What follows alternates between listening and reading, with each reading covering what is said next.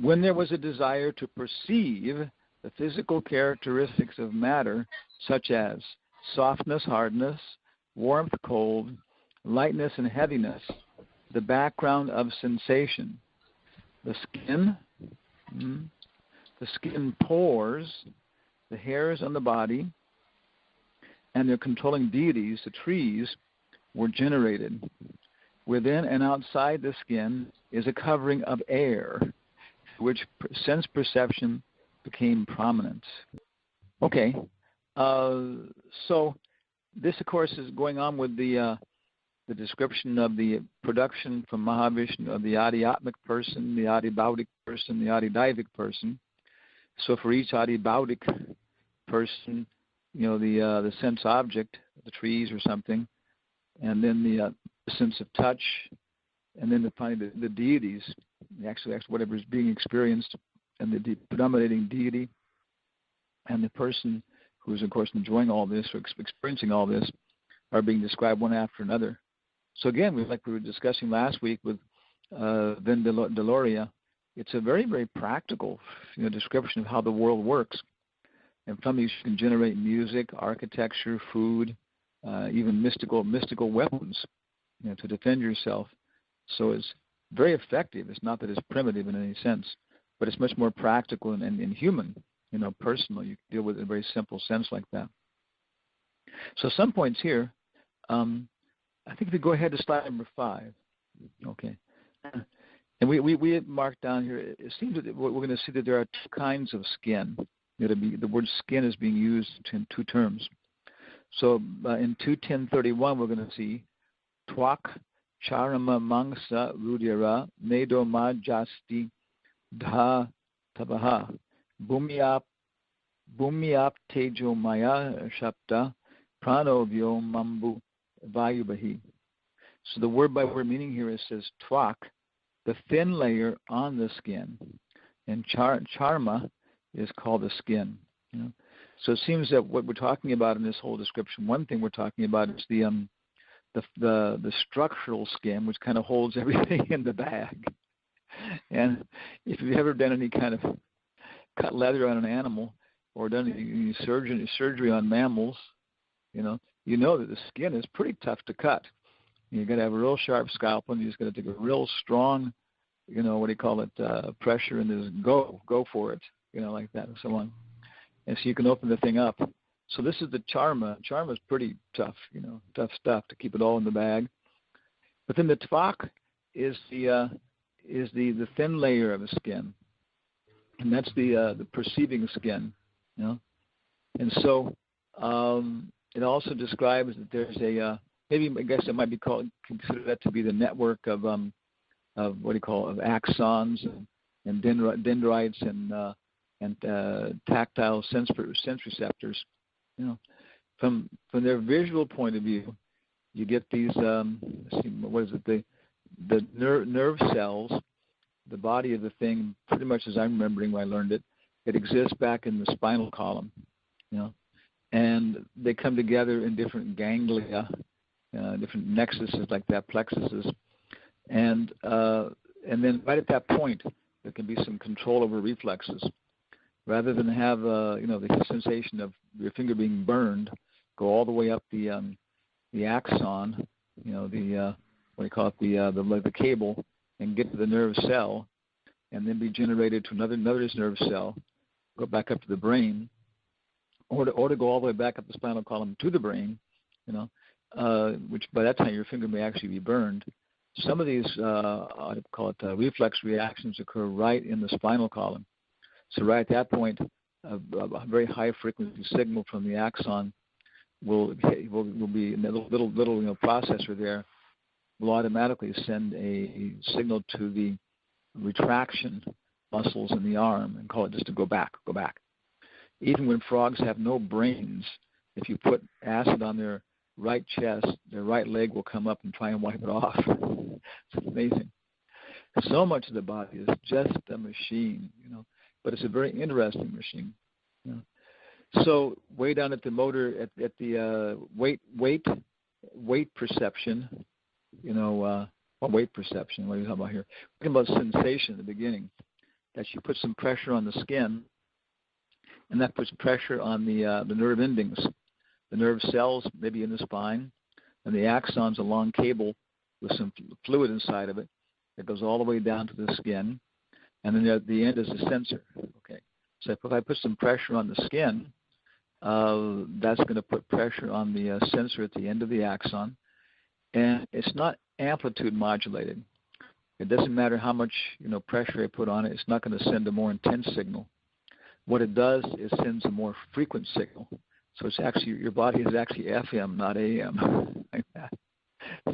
Frequency modulated. So then along the lining of the axon, there's like something like, I forget what it is, like sodium, potassium, or something like that, some weird thing. But it's actually kind of electrically charged. So those chemicals, when you press the guy at the end, that shoots one positive charge or negative charge, which then goes like the domino effect down all the chemicals. So actually, it's a chemical reaction. It's not in some ways, not exactly electrical reaction, like a cable, electrical cable. And so it goes down there, blah blah blah blah blah blah blah blah blah. And of course it's going blah blah blah blah blah blah blah blah blah. If you squeeze it more, it's going. Okay. So that's what it looks like from Western science. And of course, we know it's a big network. A big network of sensors. You take a little needle and touch. Can you feel that? Does it feel different? Does it feel different? And then they go and they discriminate that in some areas the sensors are far apart, some they're close together. Of course, human being has a lot of nerves in the lips like that, and the tongue and stuff for feeling these touch sensations. But other places like on the forearms and stuff, not much. So that's supposed to be what the Vedas are looking at as a tvak, as this kind of network of skin, of network of what's it called? Of touch perception. Then, of course, also we know that if I take a pair of tweezers and I take any hair on your body, if I can isolate it and pull on it, you're going to feel it, the immediate reaction. So and of course, if some wind is blowing over the skin or it's being brushed by something, of course that stimulates those nerve endings in each hair like that. So the skin also becomes another kind of sense perception dude. Not just pressure on the skin, but even just stimulating the hair, And of course, kitty cats have big long whiskers. They can move around in the dark and feel like, you can imagine what it's like having whiskers like that sticking out, no? And you're moving from here and there and brushing against grass or different things like that. If you cut a kitty cat's whiskers off, I guess he'll go back, but he'll be listless.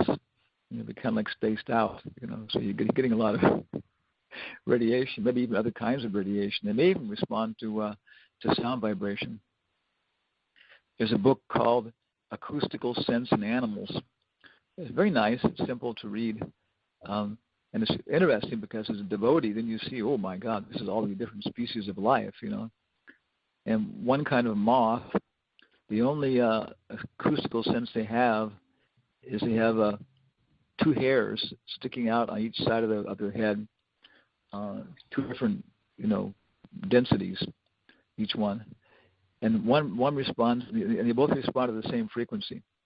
And that's the frequency that bats make when they're hunting, beep, beep, beep, beep, beep, beep, beep, beep, beep, whatever it is. And so it's just the right size and everything else to resonate with that. And one of the cells is very dull, and one of them is very alert. So if the bat is far away, the alert one starts kicking in, and it says, hey, there's a bat there, So automatically it makes his rudder flip, and he heads the opposite way away from the sound. But the dull one, if it starts kicking in, then it means the bat's close, and there's a totally erratic diving pattern to get down to the ground as fast as possible and, become invisible.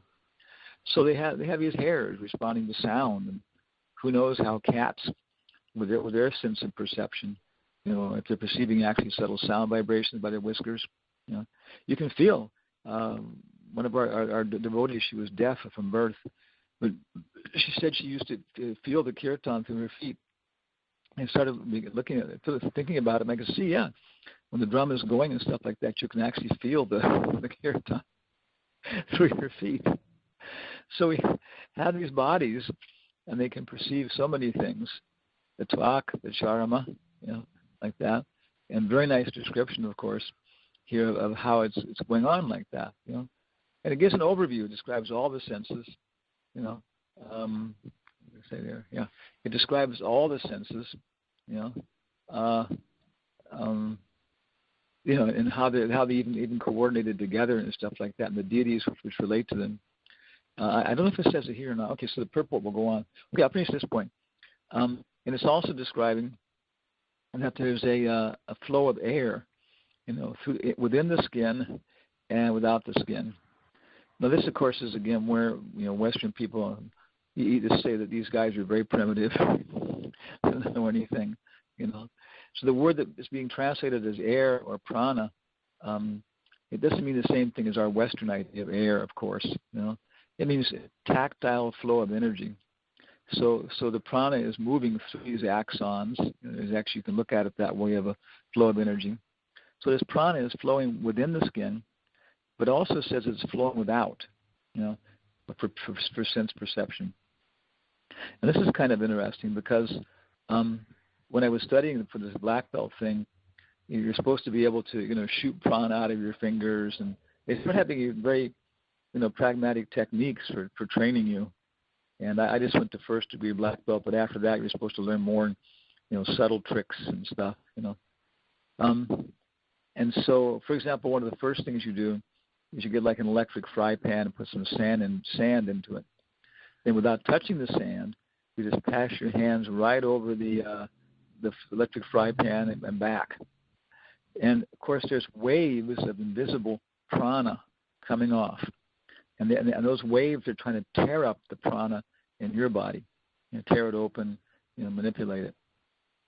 So the first time you do it is maybe you can't even come back. You know, and you learn just by practicing how to concentrate the prana like that. You know, and so then of course when you're hitting people or trying to punch through boards and stuff, you learn, you know, how to concentrate the prana. So also I had a cat. His name was Mr. Cat. An unusual fellow, but I think I mentioned this before. He was sitting there, and I was facing away from me, and I was trying to pass my hands above his body and shoot prana at him. And he felt it. He turned around and grabbed my hand and bit it, you know, irritated kind of like that, you know. So I kind of waited some time. I did it again, and he couldn't see me, you know. And the second time he turned around and bit me harder and ran away. So it was irritating. It wasn't touching him. You know, so heat and cold, you know, and the hard and soft. These are the symptoms of prana. So, for example, I'm sitting on a desk. I sit on the desk that way my feet don't swell up. I look out the window here. Is there prana in the desk? You know, well, yes, but it's all in balance. You know, if you don't think there is any, just try and pull it apart. You see, there's tremendous tactile force there. You know, but it's all equally, totally balanced. You know, it's in a static form, and of course, then we can release it by doing things like, you know, heating it up, and at a certain point, of course, the prana will come out, and so that's the symptoms of prana. Wherever there's hardness and softness, or heat and cold, there's prana, and of course, in our body is circulating.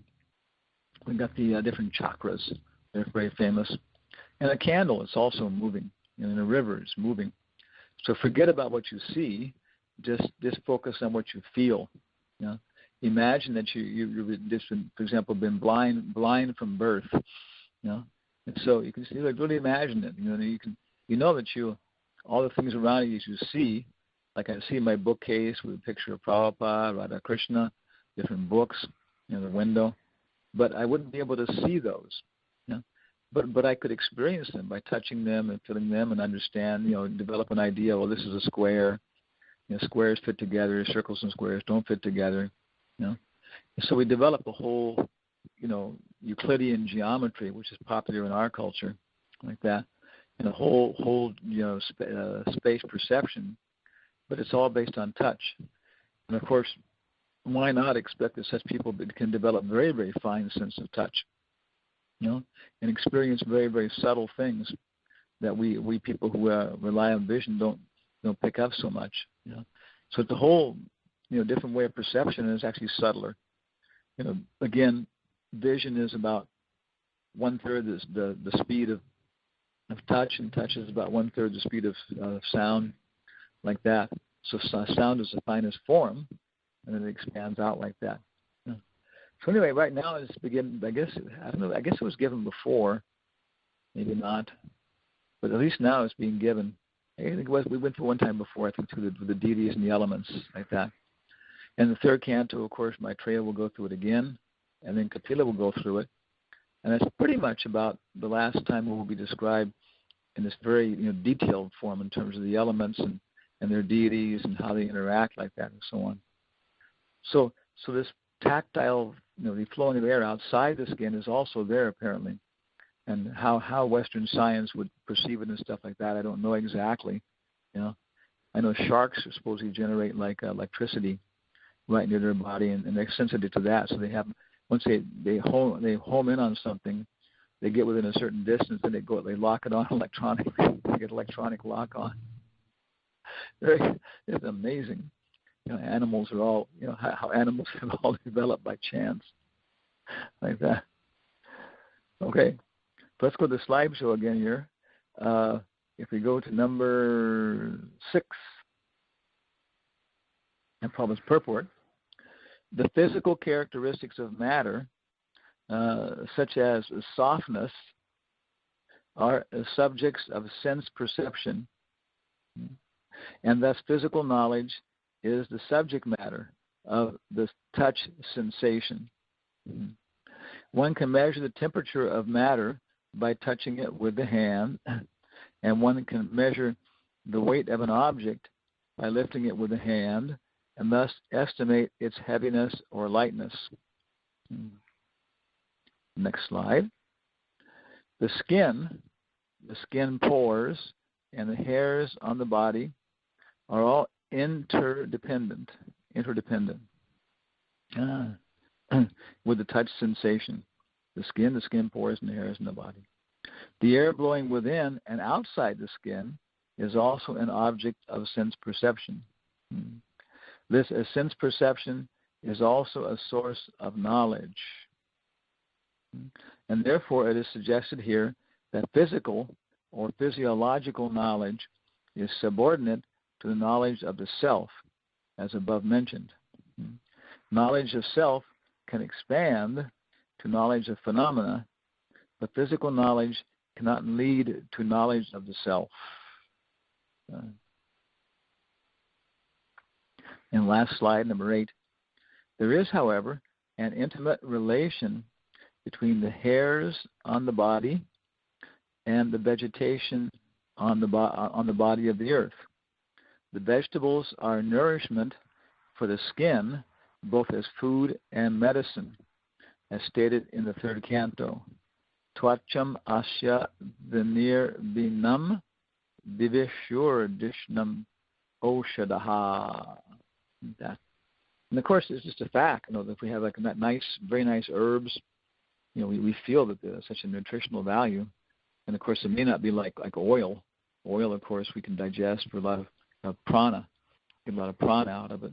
But the big variety of fresh herbs, then of course is very, very good here for the skin and for the sense perception, for the eyes, and so many things like that. So pretty much that's our presentation here. It's a very simple verse. Does anybody else have any questions or comments then? Maharaj, you have to give me a moment to unmute everybody. Okay.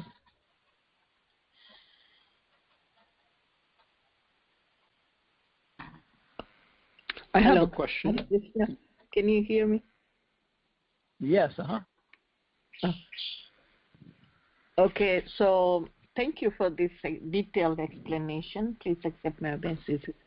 I was just looking at the show yesterday on the television, and the yogi Swami Ramdev, he's actually invited some person who is training people to see with the blindfold. So I put that show on my Facebook. It's far out. It actually just shows exactly what you were saying. Even they could read with the thumb, the toe actually, the big toe. And the explanation given by the teacher who's actually teaching them is clearing the pineal gland. So once the decalcification happens in the pineal gland, then there was this young kids, they've been given a training just within 2 days. They're beginning to see with complete blindfold, but they have to bring it close to their forehead, touch and smell. They were using their smell.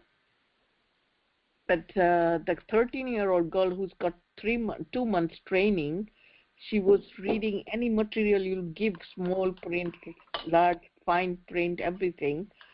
And we would think it was quite amazing, but this person who is doing it actually, obviously, whatever Swami Ramdev does, they have a scientific backing behind that.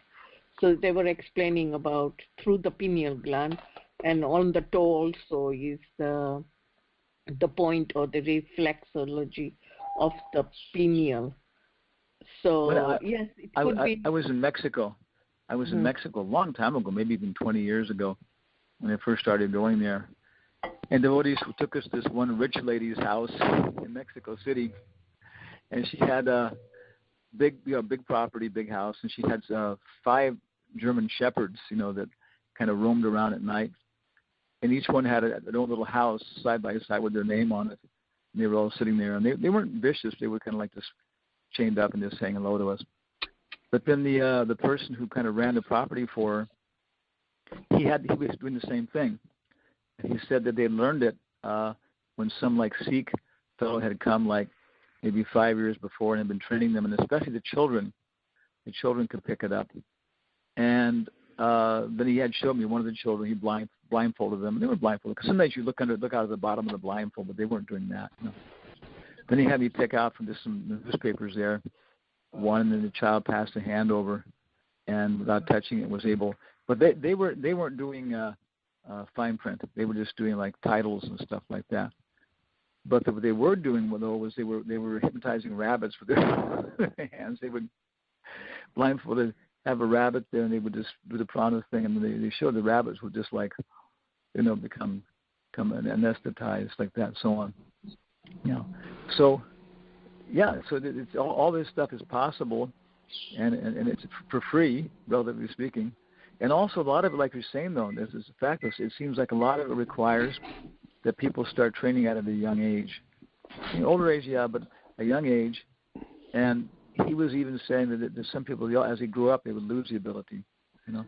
So younger children, they're learning it, and also they keep a lifestyle and keep a pure lifestyle in terms of brahmacharya and that kind of stuff. But yeah, so many simpler ways to do things than we're doing them.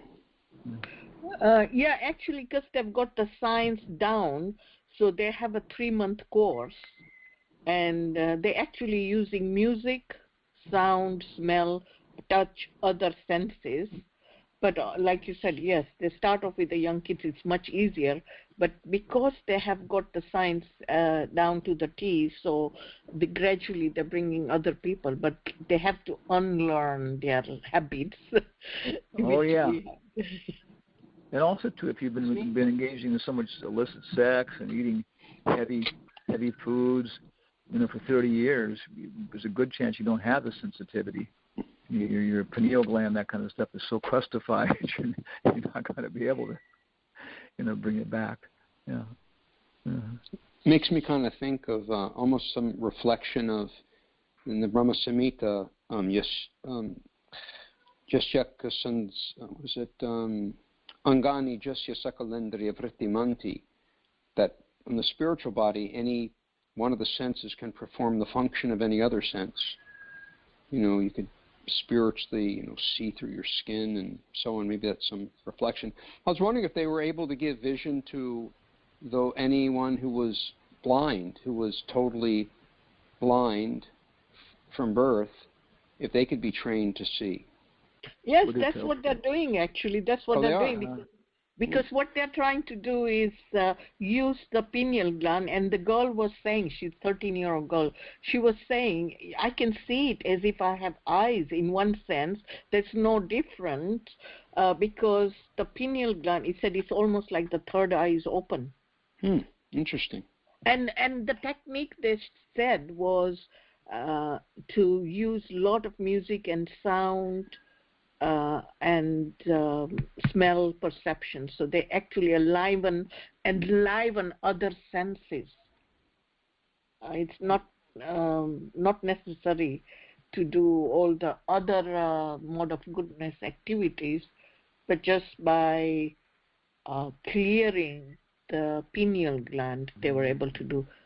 So anyway, we're going to hear about it soon because this is going to go out, and the science will be known. But I think the pranayama is very, very important. They use the breath control, just like in this verse they're talking about the prana, or the air, the movement of the air. So that's very much important. When we engage in chanting and dancing properly, and when you try and to chant with an open throat and express yourself properly, then automatically the pranayama and everything else becomes developed. And automatically you start to develop all these different abilities like that. Again, this deaf lady, Daya, she was saying that she was telling all her friends to become devotees because automatically, she was getting so much sensitivity and everything else like that without having to do different techniques. There was something I want to ask about in the translation, but it's not up on the screen. Could you put that back up again? Some reference to something like the trees being deities. Yeah, where is it here? Mahi Ruhaha, as well as the trees, the controlling deities. So what's being said there? I don't know exactly. I tried to go through this word by word thing with our Sanskrit, German thing, Deutschland, but I wasn't. I also was wondering about that. If I could find out what ruha means or something like that. Mahima. Yeah. Something more like the deities. What is that? I think Soma. Soma is also the deity for the trees and the herbs and that kind of thing too. So maybe it indirectly refers to him. So there's some work there to do. Even like I go through these verses, I'm trying to memorize the verses and the word-by-word meanings. And when I go out from our walk in the evening with the Tagore Sundar, he's a psychiatrist, he's from India, and I'm kind of going through it, and he just knows it naturally because it's so close to Hindi so many times like that, And so the same way as the Prabhupada, my goodness, his intelligence and everything else, I think it was difficult for him to always remember he had to come down to our level, to get the point across. And so but the Bhagavatam, again, it presents it again and again and again and again, And so each time you go through it, you see a little different angle. It gets a little better. That's what I'm seeing. But and of course we use this again. We use this in chanting and dancing. You can chant and dance properly, everything else like that. And pure, like you're saying, it does. When we take a cold bath or a cooling bath, the bath cleans the skin off externally, but a lot of it is actually the massage. And if you're taking a cooling bath, three times a day, of course, it cools down the blood, it cools down the fat, it cools down the muscle. Then automatically all the prana, all the fluids, they all go back inside the internal organs where they can become, purified, cleaned up, and it gives all this energy back, of course, to your head, your brain, So bathing and everything else 3 times a day like that, it does so much, for generating all these energies like that.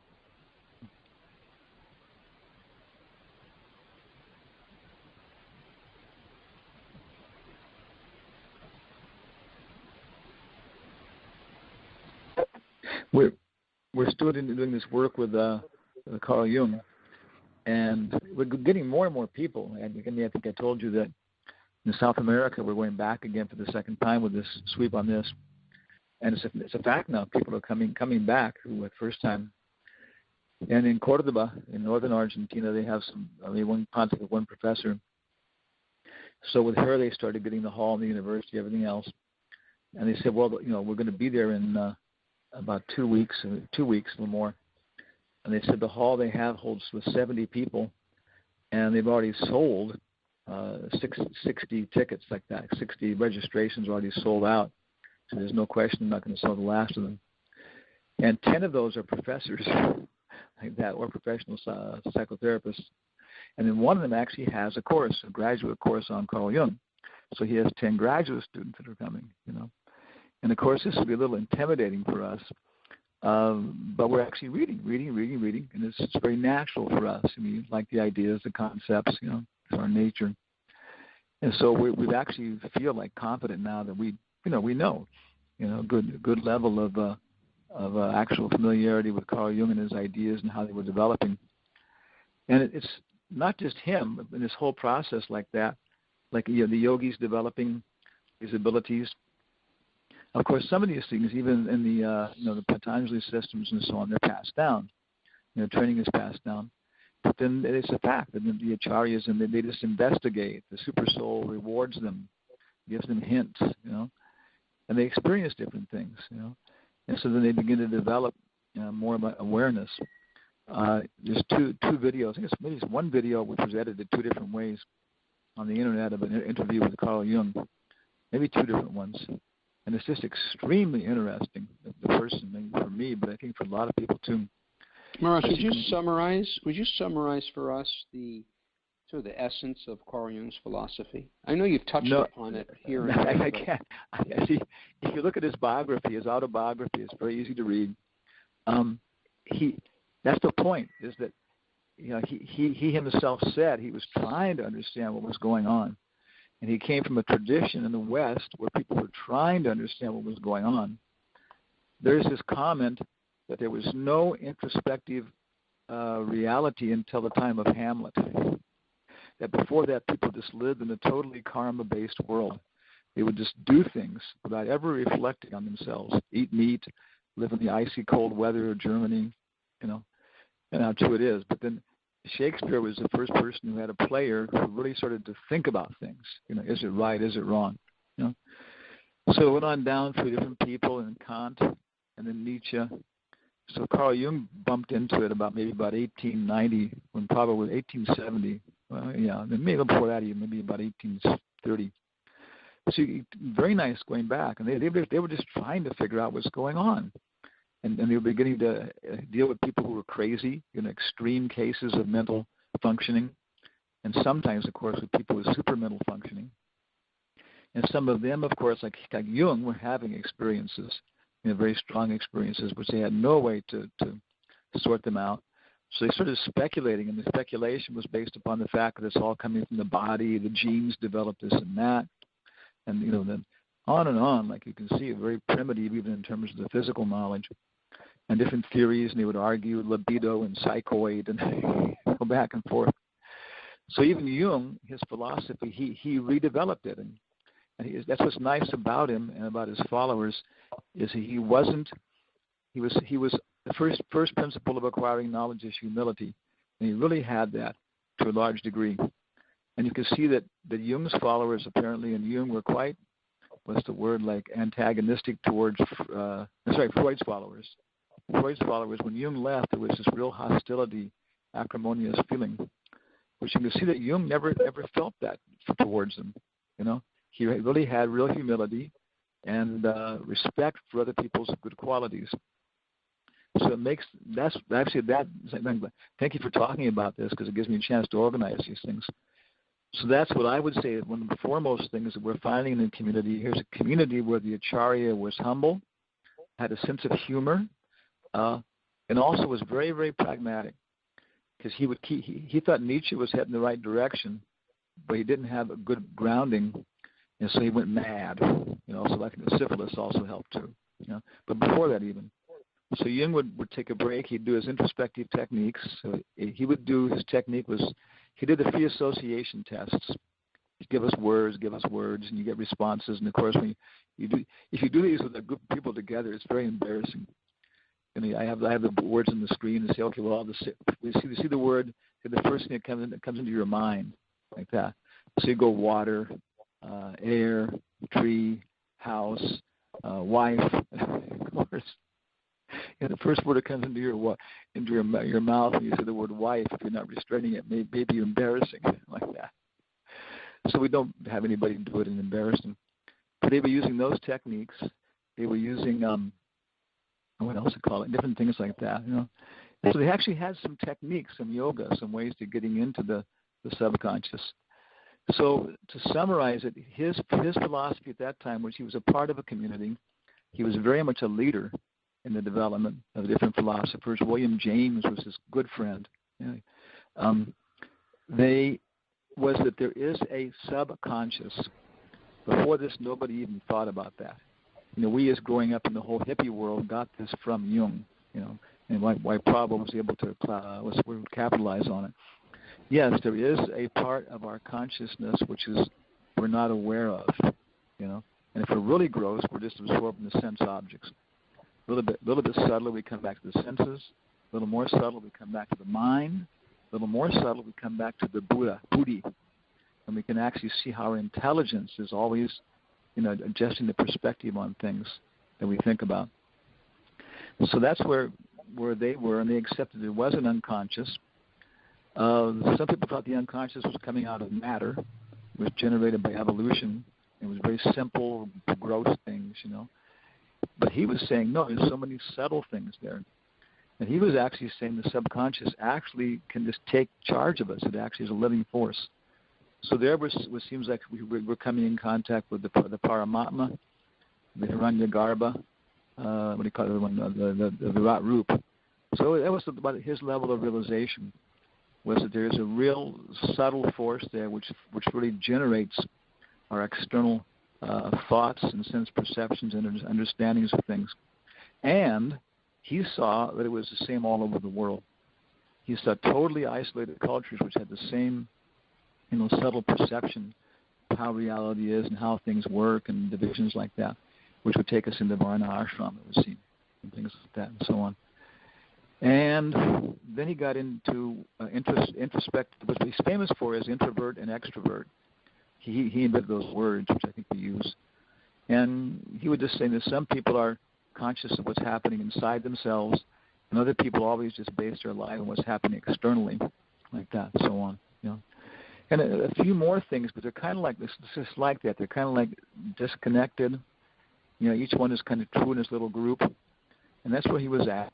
You know, but he could actually deal with his patients, get them to get in touch with their subtler motivations and feelings through art, especially through art, drawing, through visual arts, you know, and through dreams, you know, and then they would start to, you know, reconcile their external world with what actually was motivating them internally, and they could cure themselves from very, very serious, you know, what do you call it, neuroses, you know, compulsions and problems they had like that. So very serious problems, even psychotics. And he could cure them, you know. So that's about basically it. He accepted the unconscious and began to see how powerful it was, how all pervasive it was, and how it actually had force over us. And he began to develop techniques for dealing with it. And he also kept a whole thing of moral responsibility, a very big aspect. Other people were saying, well, there's nobody, you're not responsible. You're not responsible. But pretty much the whole thing, he was saying, no, you are responsible. I'll just mention one case. One person was having all these, I think, skin diseases and everything else. And he came to Jung. And then he submitted to Jung this whole psychoanalytical thing of his dreams and everything else. And Jung said it was he was an intelligent person, you know. It was such an accurate thing it could have been published in Freud's journal. He said it was such a perfect analysis, you know. But it didn't get rid of the disease. So then he went on and started talking to the guy. And it turns out he was living on the Riviera and wasn't working. And he asked, well, how is this possible? And he said, well, I have an arrangement with one lady, and she appreciates my work, and she pays me. So he went on into that a little bit. And apparently he was like maybe about 30, and this woman was like 41, single. And she developed a whole, you know, emotional crush on him and everything else like that. And she was a teacher. And she was using all of her income, living almost in poverty, and giving him giving him her income so he could live like a playboy, not a playboy, but so he could live in ease on the Riviera while she worked in the school in Germany. So Jung just tore into the guy and said, "You have this disease as a punishment for what you're doing to this woman, how you're exploiting her emotional attachment to you. You're living like a pig at her expense, and you're not going to get free from this skin disease until you admit this and take responsibility for your moral abuses like that." So the guy didn't accept it and said he was a moralist and so on. But that's kind of a summary. That's okay?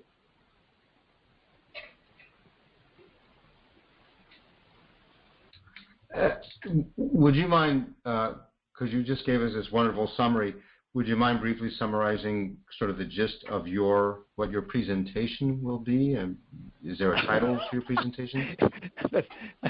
That's why I'm saying I'm so happy to talk about this. We're doing different presentations, different places.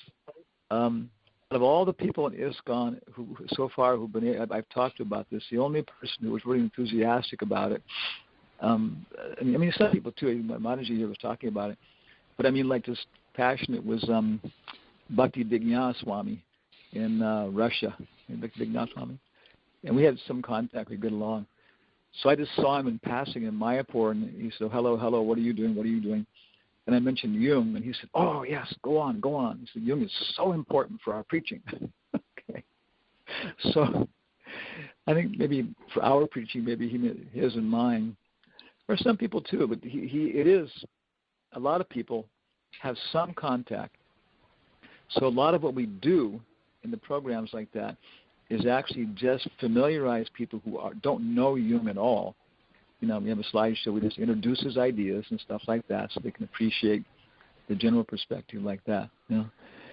And then it's the whole point, like, as we're starting to penetrate, then we're starting to get people who have more and more intense experiences. In South America, psychology tends to be a lady's profession. In the United States and California, it was like kind of 50-50. And so I went to a psychology presentation when I was the first time in South America, and I had all this like logical, rational thing built up about Sankhya. And I went in there and looked at it, and there was like maybe 250 students there, and 5 men, the entire thing. 245 women. The dean was a woman. So I almost kind of like tossed my notes over my shoulders and just started telling stories, you know. And okay, yeah, from the story you can get the point and you'll remember it, you know. So generally speaking, as a general principle, you know, ladies understand that way, from stories and personal relations in that sense. So that's one thing we're doing. And then it depends on the kind of audience. That's why I'm asking the kind of people we have, because I don't know. And talking it over with you all, this 2-minute presentation I just made was so wonderful for me to get into hierarchies down there like that. But other than that, because see, what will happen is that they start asking technical questions about transference and neurosis and things like that, which I have some background, you know, and it stimulates you, to put things in perspective and to remember them and stuff like that. So more what we're doing is kind of like that. It's more improvisational at this point, developing. And then I want to go farther, but in many cases, they're only capable of going to the level of Virat Rup. You know, and then the hierarchy of the elements is something very, very... One program with the architects, graduate students of architecture, after I did the whole presentation in Sankhya, we're having prasadam at the end of the third session, the third evening. And the dean just stopped everybody suddenly with this realization, and he said, so what you're telling me is I'm not these eyes, I'm these ears. Oh my God, yeah. How do you plan to use this presentation as a platform to sort of bridge people to Krishna consciousness, to present? How do you plan to present or work our philosophy into this? Because obviously, our purpose is not to go there and teach Jung's philosophy, because number one, we're not really ultimately experts in it, and ultimately have no interest in it. Ultimately, so obviously your intent is to somehow infiltrate those interested in Jung and plant the seed of Krishna consciousness in them. So how do you plan to do that? No, because like I was saying, it's you know, if you try and preach to a dog during the Sunday feast, you're not going to get very far. Like that, you know, just like that. You give him prasadam, that's about all he can handle, you know. But somebody else used to feel like this guy's pretty dull and he just can't appreciate much, you know. So these people are already, what to speak of the yogi, what to speak of the pious, and this and that. They're already on a platform where they're honest or they're self-respective. And so what happens, for example, that the what is it called, the mental health center in Argentina, we get this presentation, they animated them much more. They wanted to hear more, and some of them stayed after, and some of them came to the temple after like that. Specifically, one lady, we had a four-day program. She came the first day to the general program. She came the second day to the third program. But the last day, she came to Sunday feast. She bought a set of japa beads and and Prabhupada's books, and now she's, I guess, initiated devotee. So that's what it is. Some people, you know, it's progressive, like, you know, progressive. You go through and you keep going through deeper and deeper levels in the lectures. If you do a 4-series lecture series, you can go, like, you know, all the way to inviting them to the full Sunday feast. Beyond that, we always have the book table there. And, of course, that's one of our basic techniques is, you know, say anything you want to say, but get them to buy a book. Yeah. Yeah. So after the Jungian thing, everybody bought books. And some people were buying 2, 3, and, you know, almost everything we had like that and so on. So, of course, that's the real satisfaction. You know, the people, they buy the books with an attitude of reading them and understanding them. And you know that they have the capability, you know, of reading it like that and stuff. So that's yeah. We distribute prasadam there as well?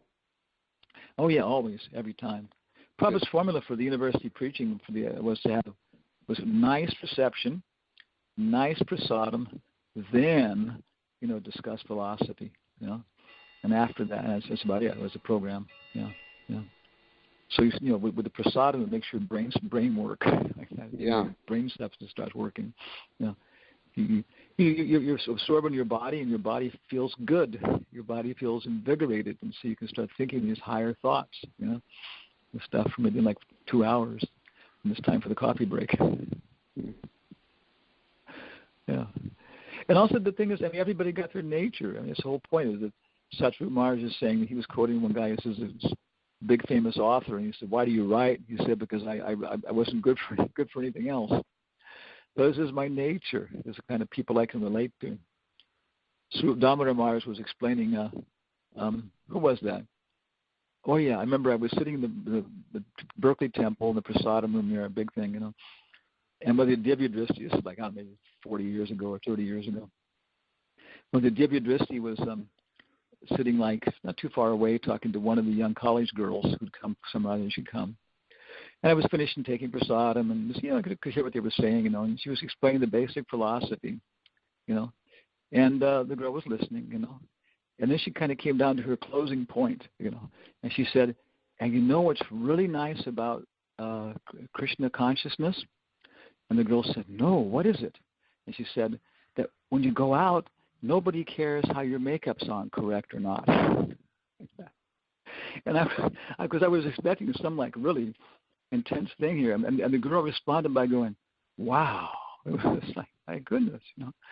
And I was thinking, my goodness, it must be such an absorption to have a female body. You go all the time around painting your eyebrows, curling your lashes, powdering your cheeks, you know. And you've got to keep this pretty face. If you don't do it, you know, you aren't popular. People don't deal with you. You don't get a good job. And so I could see everybody is in a different position, you know. And so the preaching means, you know, just to take whatever position you're in and then approach the people that you naturally relate to, you know.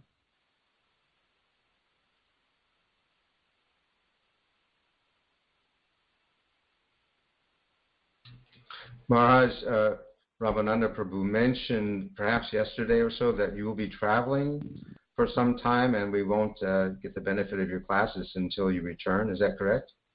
I think more like you have the opportunity to escape. 2 weeks. Oh my God! How long will you be gone? Vamos a viajar para 6 dos, 6 semanas in Sudamerica. 6 semanas. And we go traveling.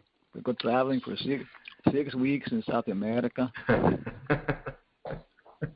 Boy, which is better, tamale prasadam or pizza prasadam? Just keep keep your tamales. Just stay away from the caveat. Yeah. Cogito. I'll eat the cogito. Cogito ergo sum. Well, we'll miss you, Maharaj. Well, I guess honestly speaking, for me, it's just one of the one of the nice points in my week each week is Friday. The classes are like that, and even listening to. I couldn't listen so much this week because we are packing up these last minutes. You know how it is. 6 weeks gone. Somebody burned his motherboard out. I said, "Oh, Maharaj, it's not available in Peru. Can you get me a new motherboard?" And this is like Christmas season. Maybe 10 days before I go, and sure enough, you had to send the overnight express mail to try and get the thing. But back to your presentation. Back to your presentations. You're presenting in Spanish, in the Spanish language in South America? Yeah, now I can talk now. I guess what it sounds like is this is pretty reasonable. I usually have somebody right there to help me with, it would have been, the future conditional, like that. Yeah. But because if you use a translator, you basically you have less than half. You have half the time, because half the time you use up in translation. Yeah. And so it's South America. It's very different. Every culture has its qualifications. And again, maybe I mentioned that one South American phrase is "Los norteamericanos son muy cuadráticos," which translates basically as North Americans are blockheads, and we have this kind of German square-headed way of doing things, and the shortest distance is always a straight line, and you turn directly right, and so but in Latin America they have much more romantic sensibilities about life and stuff, and they can appreciate they say when they translate Prabhupada's books it's a challenge, because there'll be several ways in Spanish to say it, because it's a more religious and pious language. So you have to go back to the Sanskrit and try and find out what Prabhupada jammed down to fit into our German English, and then go ahead and put it in Spanish, so it kind of expands back out again. And I know Germans. One German told me that it's very difficult to read Prabhupada's books in German, and I mentioned that in one class, and then one very big, strong-looking, blonde-haired guy in the back was nodding his head up and down like that.